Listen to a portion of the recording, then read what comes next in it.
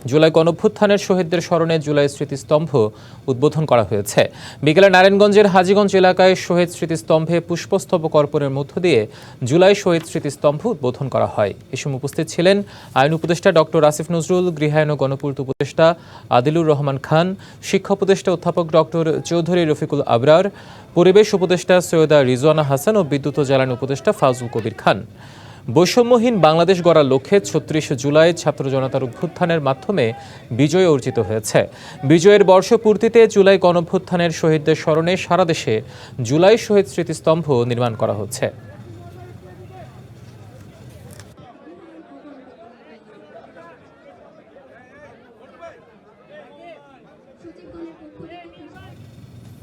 এ বিষয়ে আরো জানাতে নারায়ণগঞ্জ থেকে যুক্ত হচ্ছেন সহকর্মী সাবিত আল হাসান। সাবিত, স্মৃতিস্তম্ভের তো উদ্বোধন হলো, এ নিয়ে সেখানকার স্থানীয়দের প্রতিক্রিয়া কেমন দেখছেন? আমি এই মুহূর্তে অবস্থান করছি নারায়ণগঞ্জ সদর উপজেলার হাজীগঞ্জ এলাকায় এবং এখন থেকে ঠিক ২০ মিনিট পূর্বে আনুষ্ঠানিকভাবে জুলাই শহীদ স্মৃতিস্তম্ভ উদ্বোধন করা হয়েছে। বাংলাদেশ গণপ্রজাতন্ত্রী বাংলাদেশ সরকারের ৫ জন উপদেষ্টা শহীদদের প্রতি ফুলের শুভেচ্ছা নিবেদনের মাধ্যমে তাদের এই স্মৃতিস্তম্ভ উদ্বোধন করা হয় এবং তার পরবর্তীতে কিন্তু এই মুহূর্তে এখন একটি আলোচনা সভা চলছে, তার প্রায় শেষ পর্যায়ে রয়েছে। আপনাকে জানিয়ে রাখি, নারায়ণগঞ্জ কিন্তু জুলাই আন্দোলন চলাকালীন একটি বড় একটি অংশ ছিল এবং এখানকার সাইনবোর্ড থেকে শুরু করে নারায়ণগঞ্জ শহরের বড় একটি অংশ জুড়ে কিন্তু এই আন্দোলন ছিল খুবই বেগবান এবং সেই আন্দোলনে কিন্তু নারায়ণগঞ্জে প্রায় ৫০-এর অধিক শহীদ হয়েছে। এই বিষয়ে আমরা কথা বলতে নারায়ণগঞ্জ জেলা বৈষম্যবিরোধী ছাত্র আন্দোলনের আহ্বায়কের সাথে কথা বলবো। আপনি আজকে আনুষ্ঠানিকভাবে বাংলাদেশের প্রথম জুলাই শহীদ স্মৃতিস্তম্ভ উদ্বোধন হলো, এই বিষয়ে আপনাদের প্রতিক্রিয়া কি? আমরা নারায়ণগঞ্জবাসী অত্যন্ত আনন্দিত এবং পুলকিত এই কারণে যে ৫ই আগস্টের পরবর্তী সময় থেকে আমরা বলে আসছি, এত বেশি ম্যাসাকারের মাধ্যমে বাংলাদেশে প্রায় ২,০০০-এরও বেশি মানুষ শহীদ হয়ে একটি স্বাধীনতা অর্জন করেছে, যেন একটি স্মৃতিস্তম্ভ তৈরি হয়। আজকে আমি আন্তরিকভাবে ধন্যবাদ দিতে চাই অন্তর্বর্তীকালীন সরকারকে। তার ৫ উপদেষ্টা এসে আজকে এটিকে উদ্বোধন করলেন এবং নারায়ণগঞ্জে সারা বাংলাদেশে এটি প্রথম উদ্বোধিত হলো এবং এটার জন্য আমরা কৃতজ্ঞতা জানাচ্ছি এবং একই সাথে জানাতে চাই যেন আগামীতে যেন আমাদের যে জুলাইয়ের প্রেরণা, জুলাইয়ের স্মৃতির জন্য বা জুলাইয়ের স্মরণে রাখার জন্য জুলাই সনদ যেটা দেওয়ার কথা ছিল সেটা যেন অতি শীঘ্রই হয়, সেটা আমরা আহ্বান জানাচ্ছি। ধন্যবাদ। আপনি যেমনটি জানিয়ে রাখছিলাম যে এখানকার যারা আন্দোলনকারী থেকে শুরু করে রাজনৈতিক দলের নেতৃবৃন্দরা বলছেন এই জুলাই প্রেরণা এবং এই জুলাই সনদটি যাতে বাস্তবায়ন হয় সেজন্য তারা কাজ করে যাবেন এবং এই জুলাইয়ের শহীদদের স্মরণে এই স্মৃতিস্তম্ভ উদ্বোধন করে তারা বেশ আনন্দিত এবং তারা এই শহীদদের প্রতি সম্মান দিতে পেরেছেন বলে মনে করেন। এই ছিল নারায়ণগঞ্জ থেকে আমার কাছে হিমাদ্রি। সাবিত, ধন্যবাদ। গণঅভ্যুত্থানের পরবর্তী সময়েও ষড়যন্ত্র অব্যাহত আছে বলে মন্তব্য করেছেন জাতীয় নাগরিক পার্টির আহ্বায়ক নাহিদ ইসলাম। দুপুরে পটুয়াখালী সার্কিট হাউসের সামনে পদযাত্রা শেষে মন্তব্য করেন তিনি আরও বলেন, আগে চাঁদাবাজি করত আওয়ামী লীগ, এখন করে একটি দল।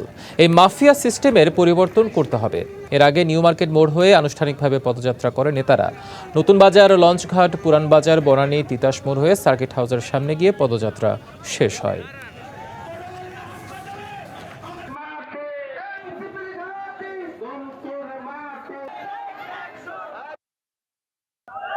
বিএনপি এখন চাঁদাবাজদের দল তৈরি হয়েছে, সন্ত্রাসদের দল তৈরি হয়েছে, মুজিববাদের নতুন পাহারাদার হিসেবে আবির্ভূত হয়েছে। ফলে চাঁদাবাজ এবং মুজিববাদের নতুন পাহারাদার এসেছে, সেই পাহারাদারকেও আপনাদেরকে প্রতিহত করতে হবে, তাদের বিরুদ্ধে সংগ্রাম করতে হবে। আইনশৃঙ্খলা পরিস্থিতির অবনতি, মবের মাধ্যমে অস্থিরতা সৃষ্টি ও শিক্ষার পরিবেশ বিনষ্টের প্রতিবাদে দেশের বিভিন্ন স্থানে বিক্ষোভ করেছে ছাত্রদল। বিক্ষোভে বিএনপি নেতাকর্মীরাও অংশ নেয়। বরিশাল সরকারি বিএম কলেজ গেট থেকে মিছিল বের করে ছাত্রদল। মিছিলটি নগরীর প্রধান সড়ক প্রদক্ষিণ করে সিএনবি রোড এলাকায় শেষ হয়। এ সময় দেশে চলমান অস্থিরতা ও বিএনপি নেতাদের নিয়ে আপত্তিকর মন্তব্যের প্রতিবাদ জানায় বক্তারা। চুয়াডাঙ্গায় ছাত্রদলের নেতাকর্মীরা সাহিত্য পরিষদ থেকে বিক্ষোভ মিছিল বের করে। এ সময় বিভিন্ন স্লোগান দেন তারা। গোপালগঞ্জের সরকারি কলেজ থেকে ছাত্রদল বিক্ষোভ মিছিল নিয়ে শহরের বিভিন্ন সড়ক প্রদক্ষিণ করে, পরে সেখানে সংক্ষিপ্ত সমাবেশ করে এবং এছাড়া ঠাকুরগাঁও, নীলফামারী, নাটোর সহ বিভিন্ন জেলায় বিক্ষোভ করে ছাত্রদল। বিক্ষোভ মিছিল থেকে দেশব্যাপী চলা ষড়যন্ত্র প্রতিরোধে ছাত্র সমাজকে ঐক্যবদ্ধ হওয়ার আহ্বান জানানো হয়।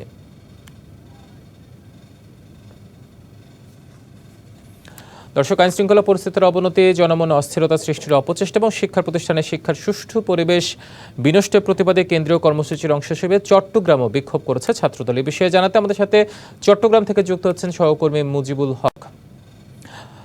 মুজিব, কেমন দেখছেন সেখানে বিক্ষোভ কর্মসূচি?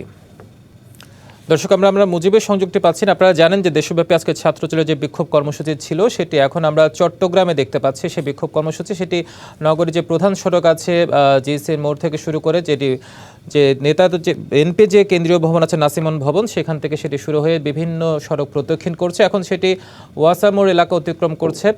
আমরা হয়তোবা যেটুকু দেখতে পাচ্ছি সেখান থেকে ভিডিও ফুটেজে আমাদের সহকর্মী মুজিব আছে সেখানে, এবং সেই মিছিলটি, তার পদযাত্রাটি বিভিন্ন সড়ক প্রদক্ষিণ করে আবারও হয়তো দলীয় কার্যালয়ে গিয়ে শেষ হবে। বিক্ষোভ থেকে তারা যেমনটি জানাচ্ছিলেন যে আইন শৃঙ্খলা পরিস্থিতির যে অবনতি ঘটেছে, মবের মাধ্যমে যে অস্থিরতা সৃষ্টি হয়েছে এবং শিক্ষার পরিবেশ যে বিনষ্ট হয়েছে, সেটির প্রতিবাদে তারা আজকের এই বিক্ষোভ মিছিলটি করছে, যেমনটি আপনারা দেখতে পাচ্ছেন। মব ভায়োলেন্স কোনোভাবেই গ্রহণযোগ্য নয়। এটি বন্ধে জনগণকে সরব হতে হবে। কারো নিজ হাতে আইন তুলে নেওয়ার অধিকার নেই বলে জানিয়েছেন স্বরাষ্ট্র উপদেষ্টা অবসরপ্রাপ্ত লেফটেন্যান্ট জেনারেল জাহাঙ্গীর আলম চৌধুরী। দুপুরে কক্সবাজারে রোহিঙ্গা ক্যাম্প ও জেলার মাদকদ্রব্য নিয়ন্ত্রণ বিষয়ক সভা শেষে তিনি এসব কথা বলেন। চাঁদাবাজি বন্ধে সরকার কঠোর অবস্থান নিয়েছে। চাঁদাবাজের একমাত্র পরিচয় সে চাঁদাবাজ। সে যতই উচ্চ পর্যায়ের হোক না কেন, কাউকে ছাড় দেয়া হবে না বলে হুঁশিয়ারি উচ্চারণ করেন স্বরাষ্ট্র উপদেষ্টা। সমাজ থেকে মাদক নির্মূলে জনসচেতনতা তৈরি করতে গণমাধ্যমকে এগিয়ে আসার আহ্বান জানান তিনি। আগে মাদকের সঙ্গে জড়িত বড় গডফাদাররা ছাড় পেতে উল্লেখ করে স্বরাষ্ট্র উপদেষ্টা বলেন, এখন কোনো অবস্থায় যেন তারা ছাড় না পায় সে বিষয়ে নির্দেশ দেওয়া হয়েছে।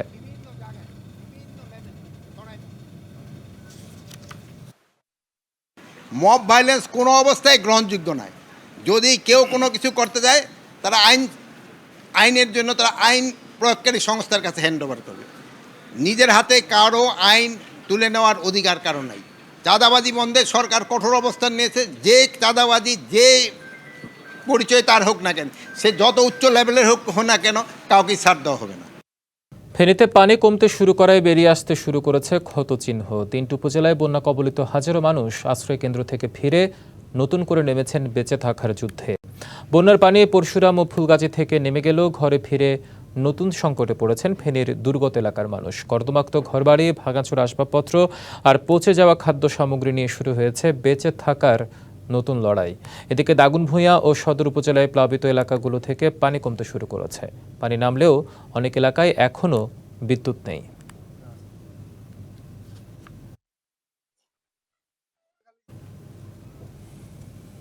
মৌসুমী বায়ু সক্রিয় থাকার পাশাপাশি সাগরে লঘুচাপটি সুস্পষ্ট লঘুচাপে পরিণত হয়েছে। এর প্রভাবে সকাল থেকে উপকূলীয় এলাকায় বৃষ্টি হচ্ছে এবং কাল থেকে পুরো সপ্তাহ জুড়েই থেমে থেমে বৃষ্টি হতে পারে বলে জানিয়েছে আবহাওয়া অধিদপ্তর। চট্টগ্রাম, কক্সবাজার, মোংলা ও পায়রা সমুদ্র বন্দরকে 3 নম্বর স্থানীয় সতর্ক সংকেত দেখিয়ে যেতে বলা হয়েছে। বঙ্গোপসাগরে অবস্থান করা মাছ ধরার নৌকা ও ট্রলারগুলোকে পরবর্তী নির্দেশ না দেওয়া পর্যন্ত উপকূলের কাছাকাছি থেকে সাবধানে চলাচল করতে বলা হয়েছে। এদিকে নদী উত্তাল হওয়ায় আবারও ভোলা জেলার ইলিশা থেকে লক্ষ্মীপুর, মনপুরা, ঢাকাসহ অভ্যন্তরীণ 10টি নৌ রুটে যাত্রীবাহী লঞ্চ ও সি ট্রাক চলাচল বন্ধ ঘোষণা করা হয়েছে।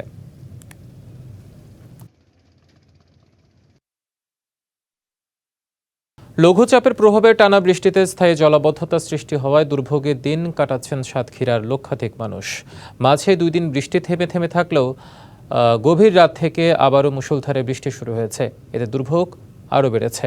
প্রথম দফার বৃষ্টি জমে থাকা পানি এখনও সরে যায়নি। এর মধ্যে আবারও ভারী বৃষ্টিপাত শুরু হওয়ায় উদ্বিগ্ন হয়ে পড়েছেন এসব এলাকার বাসিন্দারা। বিষাক্ত সাপসহ পোকামাকড়ের উৎপাত বৃদ্ধি পাওয়ায় আতঙ্কগ্রস্ত হয়ে পড়েছেন তারা। ইটগাছা, কুখরালি, কাটিয়া, বদ্দিপুর কলোনি, রাজারবাগান, সরকারি কলেজ সড়ক, পুলিশ লাইন সড়ক, খড়িবিলা, রসুলপুর, মধুমোল্লারডাঙ্গি এবং সদর উপজেলার ব্রহ্মরাজপুর, লাফসা, ঝাউডাঙ্গা, ফিংড়ি, ধুলিহরের বিস্তীর্ণ এলাকা প্লাবিত হয়ে বাড়িঘরে পানি উঠেছে। ভেসে গেছে মৎস্যক্ষেত, কৃষিক্ষেত, ডুবে গেছে রাস্তাঘাট। এছাড়া আশাশুনি, তালা ও কলরুয়ার কিছু এলাকাও প্লাবিত হয়েছে। সাতক্ষীরার অতিরিক্ত জেলা প্রশাসক সদরের বিভিন্ন এলাকায় বাঁধ কেটে দিয়ে 2-3 দিনের মধ্যে পানি নেমে যাওয়ার প্রতিশ্রুতি দিলেও তা বাস্তবায়িত হয়নি বলে জানান বাসিন্দারা। সম্প্রতি অতিবৃষ্টি ও পাহাড়ি ঢলে গোমতী নদীর পানি বৃদ্ধি পাওয়ায় ডুবেছে চরের কৃষিজমি ও ফসল। এই মৌসুমে পরপর দুইবার নদীর পানি বৃদ্ধি পেয়ে চরে উঠে যাওয়ায় কৃষির যে ক্ষতি হয়েছে তা পুষিয়ে নেওয়া কষ্টসাধ্য বলছেন কৃষকরা। কৃষি বিভাগের তথ্যমতে বৃষ্টির ঢলের পানিতে জেলার 13,000 হেক্টর জমির ফলন ক্ষতিগ্রস্ত হয়েছে।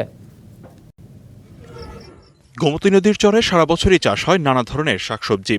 সাধারণত চরের উঁচু জমিতে পানি ওঠার প্রবণতা না থাকায় সেসব জমিতে চাষ হয় করলা, লাউ, কুমড়া, বেগুন, মরিচ সহ নানা ফসল।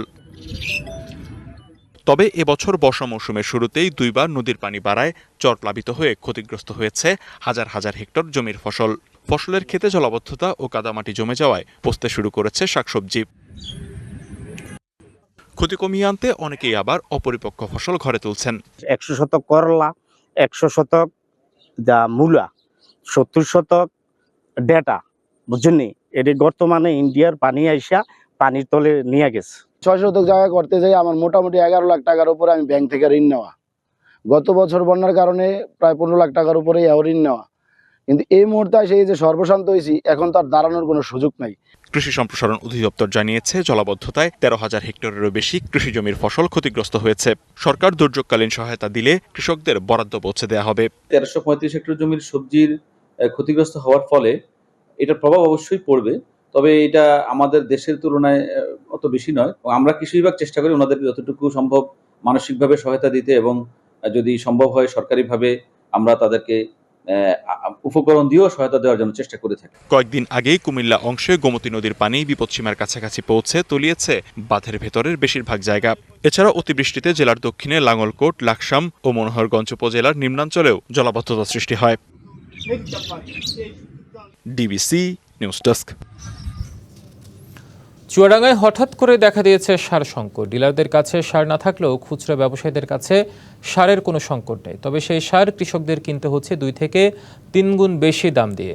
কৃষকরা বলছেন সিন্ডিকেট করে সারের দাম বাড়িয়েছে ডিলার ও অসাধু ব্যবসায়ীরা। অভিযোগ পেলে ব্যবস্থা নেওয়ার আশ্বাস কৃষি বিভাগের।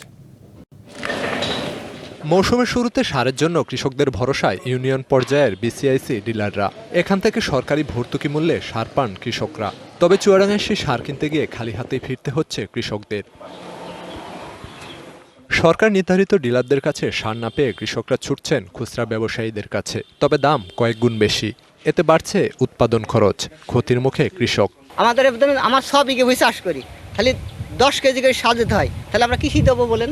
ডিলারের কাছে যেয়ে জানতে পারি সার নাই, কিন্তু বাজারের অন্যান্য খুচরা দোকানে সার পাওয়া যাচ্ছে। সরকারি সারই খোলা বাজারে বেশি দাম দিয়ে পাওয়া যাচ্ছে, বেশি দাম দিলে পাওয়া যাচ্ছে, এমনি ডিলারদের কাছে কোনো সার পাচ্ছি না। কৃষকদের অভিযোগ সিন্ডিকেট করে সারের কৃত্রিম সংকট তৈরি করে বিপুল অর্থ হাতিয়ে নিচ্ছে একটি চক্র।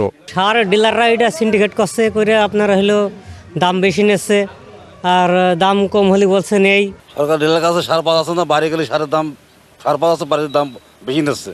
এই সিন্ডিকেট কারা? তাদের এই জিনিসটা ভাঙতে হবে। তবে চাহিদার তুলনায় সার না পাওয়ায় এই সংকট দাবি ডিলারদের। যারা নন ডিলার বড় বড় ব্যবসাদার আছে তারা কেনে, তাদের কাছ থেকে আমরা সংগ্রহ করে বস্তায় 10 টাকা করে লাভ করে বেশি। সরকার নির্ধারিত মূল্যের বেশি দামে সার বিক্রির অভিযোগ পেলে ব্যবস্থা নেওয়ার হুঁশিয়ারি জেলা কৃষি সম্প্রসারণ অধিদপ্তরের এই কর্মকর্তার। অন্য কোথা থেকে আরো বেশি দামে পাওয়া যাচ্ছে, সুনির্দিষ্ট ওই ডিলারের নাম তথ্য সহ যদি সুনির্দিষ্ট অভিযোগ আমাদের কাছে আসে, তাহলে অবশ্যই আমরা আইনানুগ যে ব্যবস্থা যেটা গ্রহণ করা দরকার সেটা অবশ্যই আমরা গ্রহণ করব। চলতি আউশ মৌসুমে জেলায় 64,000 মেট্রিক টন সারের চাহিদা ধরা হয়েছে। DBC news desk. চট্টগ্রাম বিশ্ববিদ্যালয়ে শতভাগ আবাসন, ছাত্র সংসদ নির্বাচন ও ফ্যাসিবাদী দোষরদের বিচারের দাবি সহ 7 দফা দাবিতে মানববন্ধন করেছে ছাত্র শিবির। দুপুরে শহীদ মিনার প্রাঙ্গণ অনুষ্ঠিত এই মানববন্ধন বক্তব্য রাখেন ইসলামী ছাত্র শিবির বিশ্ববিদ্যালয় শাখার নেতাকর্মীরা। তারা অভিযোগ করেন দীর্ঘদিন ধরে বিশ্ববিদ্যালয় প্রশাসন শিক্ষার পরিবেশ ও নিরাপত্তা নিশ্চিত করতে ব্যর্থ হয়েছে। মানববন্ধনে অংশগ্রহণকারী নেতাকর্মীরা হুঁশিয়ার উচ্চারণ করে বলেন, আগামী 17 জুলাইয়ের মধ্যে দাবিগুলো বাস্তবায়নে কার্যকর পদক্ষেপ না নিলে কঠোর আন্দোলনের কর্মসূচি ঘোষণা করা হবে।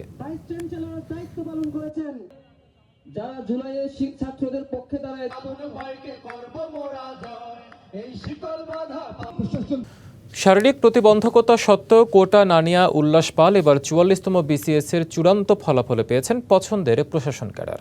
তার মেধা এবং কঠোর শ্রমেই তাকে পৌঁছে দিয়েছে কাঙ্ক্ষিত লক্ষ্যে। সাধারণ প্রার্থীদের সঙ্গে প্রতিযোগিতা করে সফলতা পেয়ে আনন্দিত তিনি। টানা 2বার বিসিএস-এ উল্লাসের এমন সফলতায় আনন্দিত এলাকাবাসী ও স্বজনরা। শরীয়তপুরের ভেদরগঞ্জ উপজেলার কার্তিপুর গ্রামের উল্লাস পাল জন্মগতভাবেই হাত ও পা বাঁকা, কোনো শক্তি পান না ডান হাতে, সমস্যা হয় লিখতে, বাঁকা পা নিয়ে হাঁটতেও পড়েন অসুবিধায়। তবে শারীরিক প্রতিবন্ধকতা জীবনকে যে আটকে রাখতে পারে না তার জ্বলন্ত উদাহরণ উল্লাস পাল। টানা 2 বার বিসিএসে উত্তীর্ণ হয়ে তাক লাগিয়ে দিয়েছেন সবাইকে।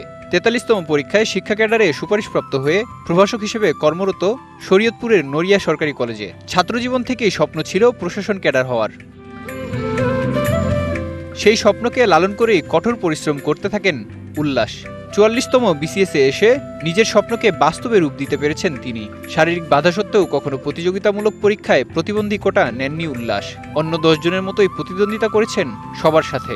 স্কুল কলেজ পার করলাম, তখন স্বপ্ন ছিল যেন ঢাকা বিশ্ববিদ্যালয়ে পড়ার সুযোগ পাই। তো সেক্ষেত্রে সুযোগ পেয়েছিলাম এবং কোনো কোটা ছাড়াই। সেটা একটা অসাধারণ অনুভূতি। তবে এই সাফল্য এত সহজ ছিল না।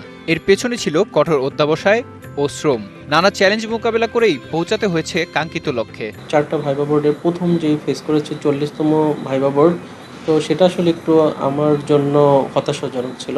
তখনই একটু খারাপ লাগা শুরু হয়েছে। কেউ আসলে ইচ্ছা করে এই সুযোগ দেয় না, তো পরিশ্রম করতে হয় এবং নিজের সাফল্যে এগিয়ে যেতে হয়। উল্লাসের এমন সফলতায় খুশি প্রতিবেশী ও স্বজনরা। উল্লাস ভাই আমাদের গর্ব, উনি 44তম বিসিএস এ সুপারিশপ্রাপ্ত হয়েছে। ওর এই সাফল্যে আমরা আনন্দিত। ছোটবেলা থেকেই লেখাপড়ার খুব আগ্রহ ছিল। আমরা সে তখন ওকে লেখাপড়ার প্রতি খুব অনুপ্রেরণা দেই যাতে ও আরো উৎসাহ হয়। শারীরিক প্রতিবন্ধকতাকে বাধা হিসেবে না দেখে সমাজের এমন মানুষদের পাশে দাঁড়াতে সবার প্রতি আহ্বান উল্লাস পালের। DBC news desk. বিএনপির ভারপ্রাপ্ত চেয়ারম্যান তারেক রহমানের বিরুদ্ধে ক্রমাগত অপপ্রচার ও ষড়যন্ত্রমূলক মিথ্যাচার এবং মিটফোর্ড হত্যাকাণ্ডের সাথে জড়িতদের শাস্তির দাবিতে ঢাকা মহানগর উত্তর ও দক্ষিণ ছাত্রদলের বিক্ষোভ মিছিল পূর্ব সমাবেশে কথা বলছেন দলের মহাসচিব মির্জা ফখরুল ইসলাম আলমগীর। আমরা এখন সেখানে সরাসরি যুক্ত হচ্ছি। আমরা সামনের দিকে এগিয়ে যাব। আমি সকল দেশপ্রেমিক রাজনৈতিক দলকে আহ্বান জানাবো, আসুন আমরা গণতন্ত্রের স্বার্থে আমরা সবাই ঐক্যবদ্ধ হয়ে একযোগে সামনের দিকে এগিয়ে যাই। মিটফোর্ডের ঘটনাকে আমরা তীব্র নিন্দা জানিয়েছি। আমরা পরিষ্কার করে বলেছি যে এই ঘটনার পুঙ্খানুপুঙ্খ রূপে তার তদন্ত হতে হবে এবং যারা দায়ী তাদেরকে খুঁজে বের করতে হবে, দৃষ্টান্তমূলক শাস্তির ব্যবস্থা করতে হবে। বন্ধুগণ, এটা যারা করছে তারা বাংলাদেশকে ধ্বংস করার জন্য কাজগুলো করছে। আসুন আমরা সবাই ঐক্যবদ্ধ হয়ে একসাথে শান্তিপূর্ণভাবে এই র্যালিতে অংশগ্রহণ করি এবং সবাইকে জানিয়ে দেয়, দেশবাসীকে জানিয়ে দেই, একই সঙ্গে যারা আজকে ষড়যন্ত্র করছে তাদেরকেও জানিয়ে দিতে চাই যে বিএনপি হচ্ছে একমাত্র সেই দল যেই দল জনগণকে তার লক্ষ্যে পৌঁছে দিতে পারে। বন্ধুগণ, সবাই মিলে আসুন আমরা আজকে সেই লক্ষ্যে এগিয়ে যাই। আসসালামু আলাইকুম, খোদা হাফেজ। বাংলাদেশ জিন্দাবাদ, বাংলাদেশ জাতীয়তাবাদী দল জিন্দাবাদ, শহীদ জিয়া মরণ, দেশনেত্রী বেগম খালেদা জিন্দাবাদ। ডিবিসি দেশের সংবাদ এই ছিল এখনকার মতো। ডিবিসি নিউজের সংবাদগুলো পড়তে ভিজিট করুন dbcnews.tv আর ভিজিট করুন ডিবিসি নিউজের ফেসবুক পেজ এবং ইউটিউব চ্যানেল। সঙ্গেই থাকুন।